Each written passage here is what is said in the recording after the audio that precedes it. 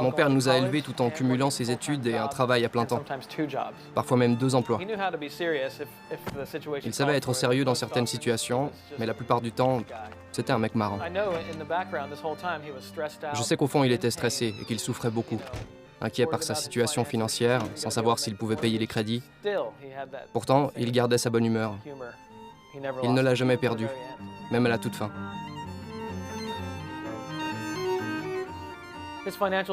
Sa situation financière à l'âge de la retraite était désastreuse. C'était terrible. Il n'avait rien. On lui a diagnostiqué un cancer de la tête et du cou. C'était un cancer des amygdales au stade 3. Il s'était déjà propagé dans son système lymphatique.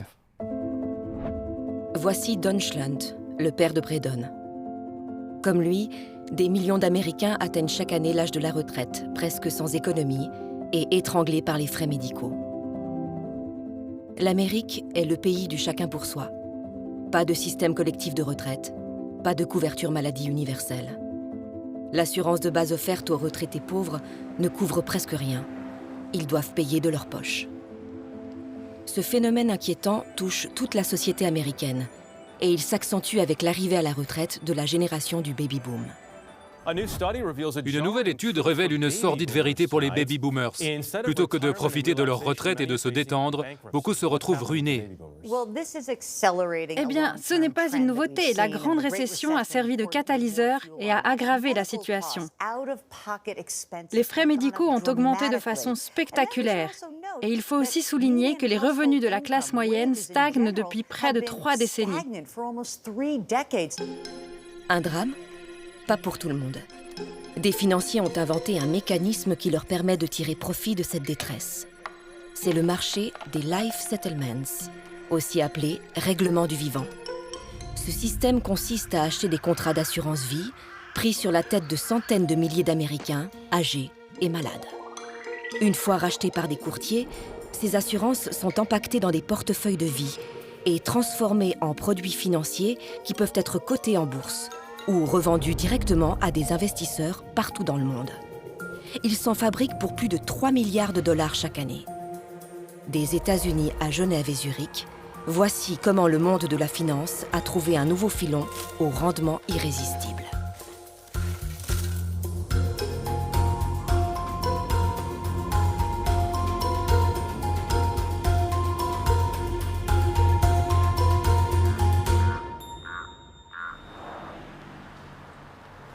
Salut frérot!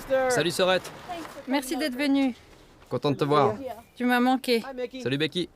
Il y a eu pas mal de changements ici. C'était la maison de papa, maintenant c'est la mienne. Je fais encore des changements. C'était la maison de mon père. Il l'a donnée à Jordan. Il a fait beaucoup de travaux avant sa mort, afin de s'assurer que ses petits-enfants aient un endroit en bon état et agréable à vivre. Voilà, ça donne un bon aperçu du genre de personne qu'il était. Il n'y a aucune photo où on ne le voit pas sourire. Même quand il avait son cancer, il souriait toujours, même s'il souffrait beaucoup. Comme ici, on voit sa tumeur. On voit la tumeur, et il sourit quand même. Mais en fait, on voit bien qu'il a mal.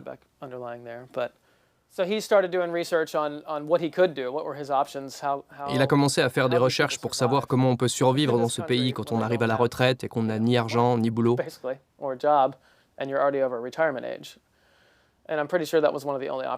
Je suis sûr que vendre son assurance vie était la seule option qui lui restait.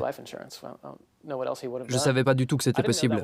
Je pense qu'il ne le savait pas lui-même jusqu'à ce qu'il commence à faire des recherches sur Internet. Une fois qu'il a découvert que c'était possible, c'est devenu une évidence. Voici ce que Don a découvert en tapant les mots Life Settlements sur Google. Les publicités de dizaines de sociétés qui rivalisent pour recruter des retraités prêts à vendre leur assurance vie. Le mécanisme fonctionne ainsi. Une assurance vie est une forme d'épargne constituée par des primes payées chaque mois à une compagnie. Au décès de l'assuré, les bénéficiaires de cet argent sont généralement les membres de la famille. Dans le cas d'un règlement du vivant, l'assuré accepte de céder son assurance vie à un investisseur en échange d'un versement immédiat. Par la suite, l'investisseur continuera de payer les mensualités à sa place. Le jour du décès, le financier empoche l'intégralité de l'assurance, réalisant généralement une importante plus-value. Mais attention, pour que l'opération soit rentable pour l'investisseur, l'assuré doit passer à trépas le plus rapidement possible, car s'il vit plus longtemps que prévu, le fonds versera trop de mensualités et perdra de l'argent.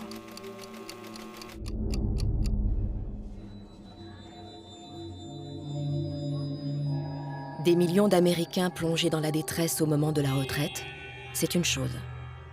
Mais pour l'industrie des life settlements, encore faut-il trouver parmi eux les plus désespérés, ceux qui sont affaiblis par la maladie et étranglés par les frais médicaux.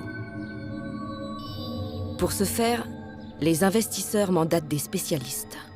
Ces experts scrutent les dossiers médicaux des candidats pour sélectionner ceux dont l'espérance de vie est la plus courte et la plus prévisible possible. En quelque sorte, vous essayez de jouer au plus malin avec Dieu? Non, ça on ne peut pas. Pour être bon dans ce métier, il faut faire appel à des professionnels de la santé qui analysent les dossiers et nous permettent de distinguer les cas vraiment graves de ceux qui le sont moins. Mike Fasano est un des pionniers de l'estimation de durée de vie pour les life settlements. Basé à Washington, sa société évalue plus de 10 000 dossiers par an. Lorsque vous estimez une durée de vie, vous la mesurez en mois, en semaines, en jours? En mois, c'est la norme. Mais l'espérance de vie peut varier grandement selon les cas. Dans certains cas très complexes de personnes atteintes de cancer à un stade avancé, de maladies de Charcot ou d'autres maladies graves, l'espérance de vie peut être de 2 ans, d'1 an, ou même moins d'1 an. Et puis il y a des personnes qui sont relativement en bonne santé et qui peuvent avoir une espérance de vie de 12 ans, 15 ans ou plus. Ces polices trouvent rarement preneur parce que leur rendement est plus faible que les autres.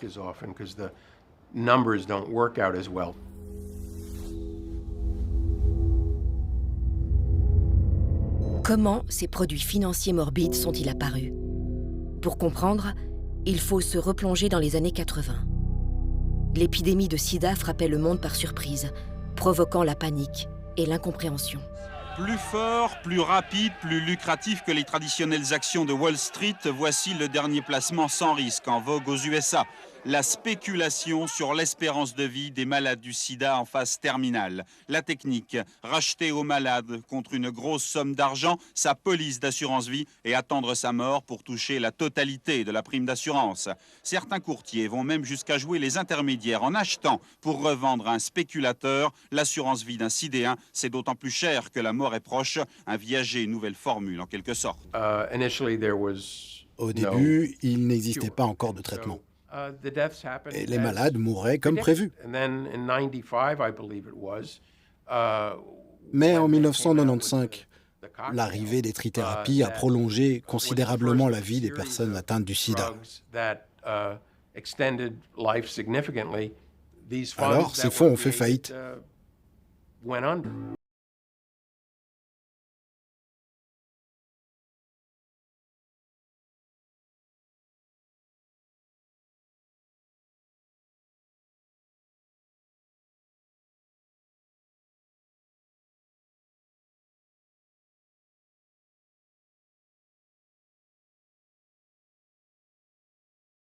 Ces milliers d'Américains touchés par l'épidémie il y a 25 ans sont aujourd'hui stockés dans un fonds d'investissement vendu par une société genevoise.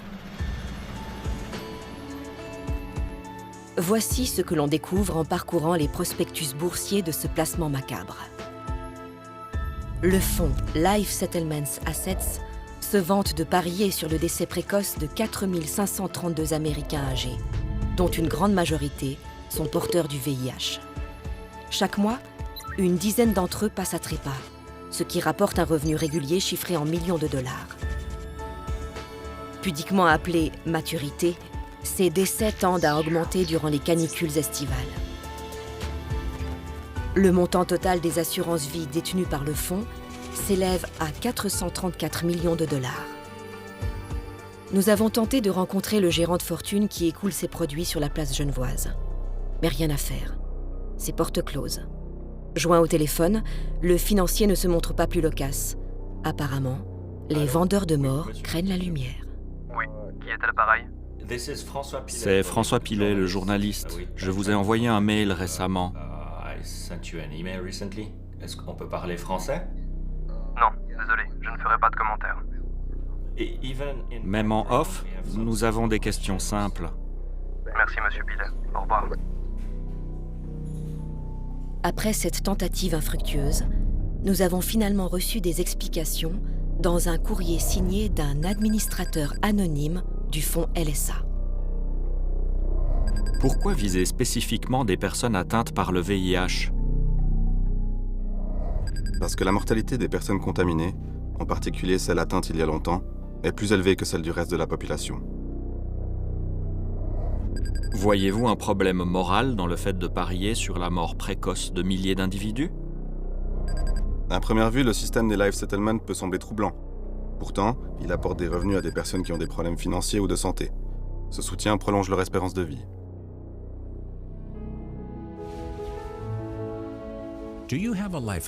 Vous avez contracté une police d'assurance vie? Vous n'en avez plus besoin ou vous ne pouvez tout simplement plus la payer. La même proposition s'adresse à la génération des baby-boomers. Vous êtes pauvre et malade, mais souhaitez vivre quelques années de plus pour profiter de votre retraite? Vendez-nous votre assurance vie.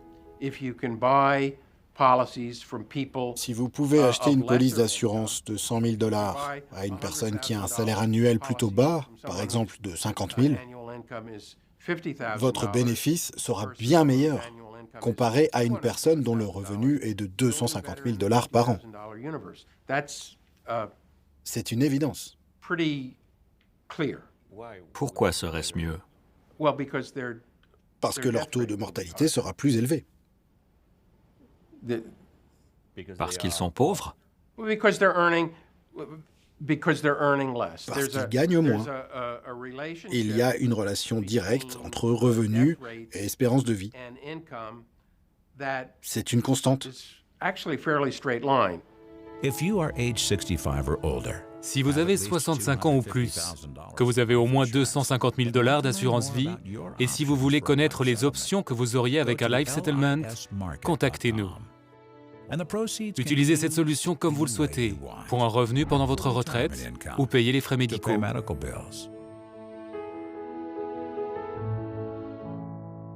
C'est exactement à cela que Don Schlund a été contraint. À 65 ans, il ne lui restait qu'un ultime bas de laine, une toute dernière épargne qu'il pensait transmettre un jour à ses enfants, son assurance vie. Seulement voilà, mourant et sans ressources, il n'a eu d'autre choix que de la céder au plus offrant. Papa ne m'a pas laissé de documents pour la vente de son assurance vie. Mais dans ses mails, j'ai retrouvé des échanges. On vous propose 130 000 $. Ferme. Je dois récupérer le maximum, vous comprenez? C'est le seul argent qui va me rester jusqu'à la fin de mes jours. Il y a une autre société qui me propose 150 000 $ maintenant. Est-ce que vous pouvez vous aligner? On pourrait vous proposer 150 000 $ et clore le dossier plus rapidement que les autres. Je n'ai pas eu de nouvelles de votre part, alors j'ai lancé la procédure avec une autre société. Pour beaucoup de gens, ce serait facile, mais dans mon état, cela demande beaucoup d'efforts. Si votre proposition est au même niveau que les autres, je ne vois pas de raison de faire affaire avec vous. Il savait ce qui se passait. Il était conscient que quelqu'un allait se faire beaucoup d'argent avec sa police d'assurance vie. Et si on peut battre cette offre? Honnêtement, vu mon pronostic, cette police ne va coûter que 2 ou 3 000 $ en primes supplémentaires. Je pense que 75% de sa valeur serait juste, tout en accordant un large profit pour l'acheteur. J'ai besoin d'en obtenir le maximum. On peut vous proposer 165 000 $. Allez-y, envoyez-moi les documents. Don a finalement signé. La somme lui a été versée dans la semaine. Le fonds d'investissement qui avait racheté son assurance n'aura eu que 2 petites années à attendre pour réaliser un profit d'environ 50 000 $ le jour de son décès. Don est mort en novembre 2019. Michael Friedman est un de ces courtiers qui traquent les candidats aux Life Settlements.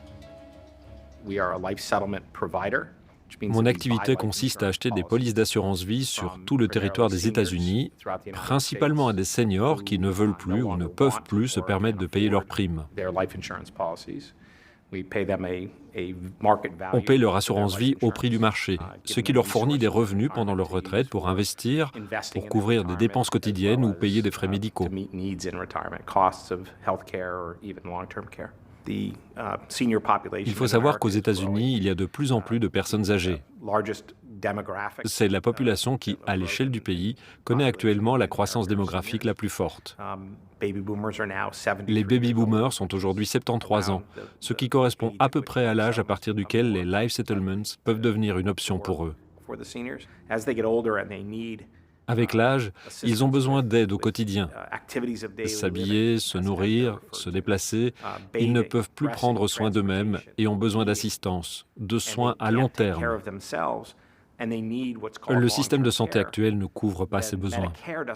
Nous faisons face non seulement à une crise du financement des retraites, mais aussi à une crise du système de santé pour les personnes âgées.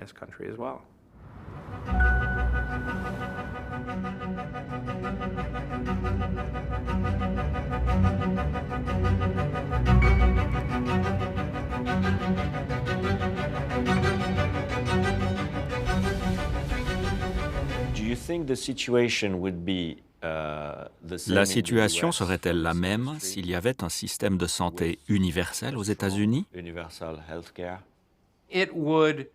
Cela réduirait l'écart d'espérance de vie entre les riches et les pauvres. Et cela limiterait les bénéfices, si on veut. Ce serait moins rentable. Oui, on pourrait dire que ce serait moins rentable. Ce qui est en train de se passer actuellement avec le Silver Tsunami, c'est-à-dire l'arrivée des baby-boomers à l'âge de la retraite, c'est qu'il y a un déficit. Le gouvernement fait face à une augmentation trop accrue des coûts de son programme Medicaid. La génération des baby-boomers est donc une aubaine pour le marché des life settlements.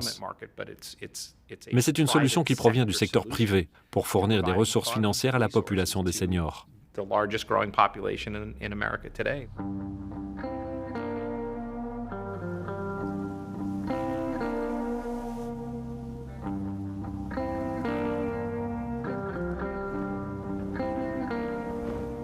La détresse des baby-boomers américains, pauvres et malades, est donc une opportunité pour des financiers.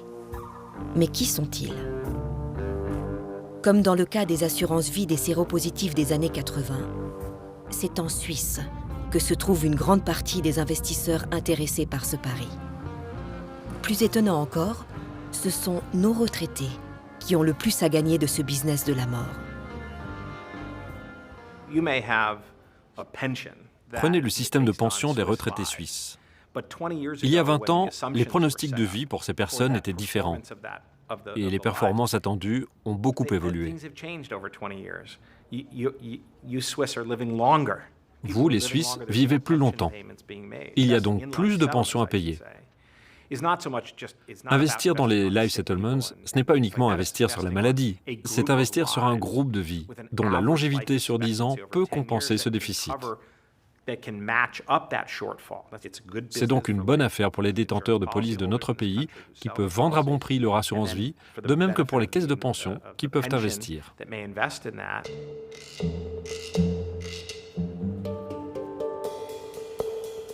C'est exactement le calcul qu'a fait la caisse de pension de la ville de Zurich.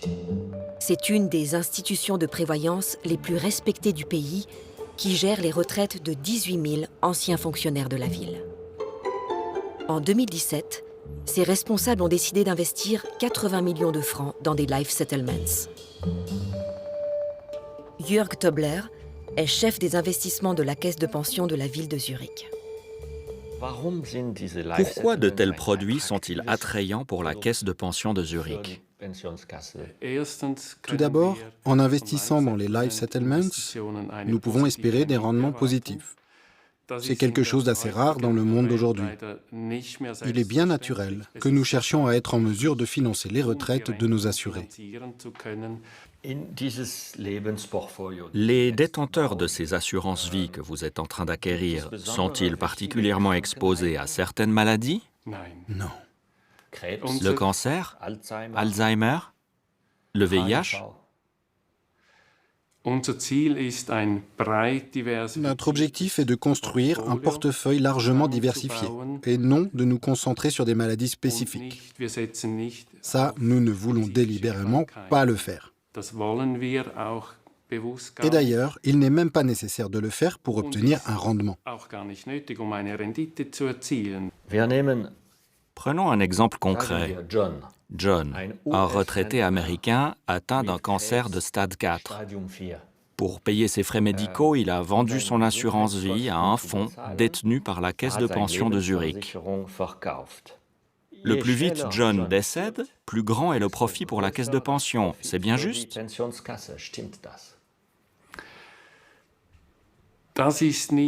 Ce n'est pas ainsi que nous abordons ces investissements. Ce ne sont pas des polices d'assurance vie individuelles qui nous intéressent. Nous ne voulons pas parier sur des vies. On ne veut surtout pas faire cela.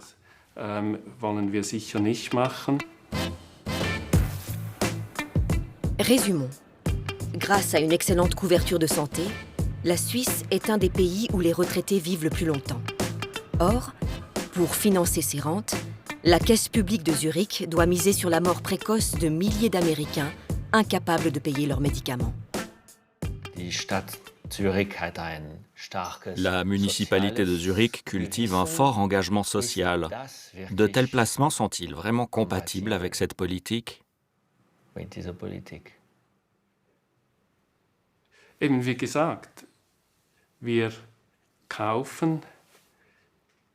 Nous achetons leur police d'assurance à des gens qui veulent ou doivent la vendre pour des raisons qui n'ont rien à voir avec nous.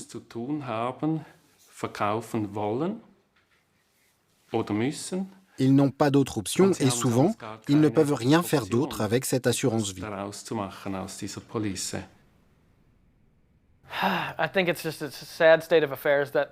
Je pense que c'est triste, tout ce système de life settlements. Mon père n'avait pas besoin de se payer des machines ou des traitements de dingue. Il avait juste besoin d'argent pour survivre. Vous diriez donc que vous aidez les Américains âgés? C'est l'un des aspects de notre métier. L'autre aspect, c'est que nous obtenons un retour sur investissement pour nos assurés. C'est comme n'importe quelle transaction entre deux personnes. À la fin, chacun doit avoir le sentiment d'y trouver son compte. Vu d'ici, le système américain est perçu comme un cauchemar. Personne ne voudrait être contraint de vendre sa maison ou son assurance vie pour s'offrir une chimiothérapie. Ce serait un scandale. Pourtant, quand il s'agit de financer nos retraites, nous n'hésitons pas à profiter de ce système libéral américain et de la détresse qu'il provoque.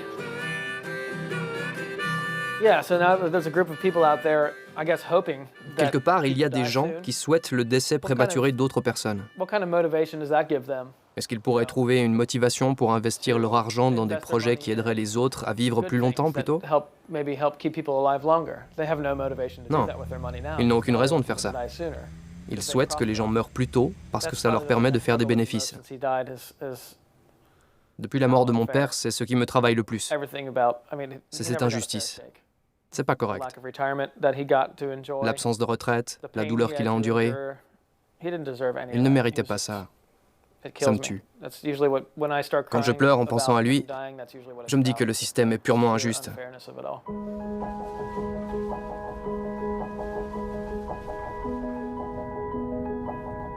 Vendre sa mort au plus offrant, c'est le chemin que beaucoup d'Américains ont choisi de suivre pour financer leur retraite. Sans le savoir, c'est nous qui alimentons cette machine morbide.